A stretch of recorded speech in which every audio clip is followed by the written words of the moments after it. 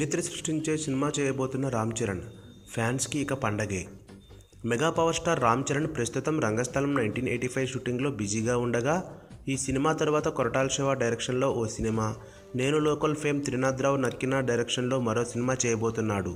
కాగా ఆ సినిమాతో పాటు కుదిరితే ఇప్పుడు మరో సినిమాను కూడా చేయబోతున్నాడట రామ్ చరణ్.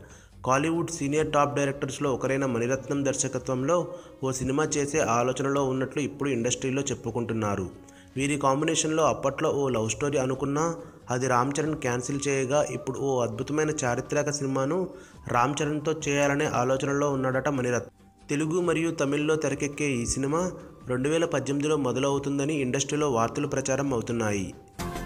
ఈ వీడియో గనుక మీకు నచ్చినట్టయితే లైక్ చేయండి, షేర్ చేయండి, సబ్స్క్రైబ్ చేసుకోండి.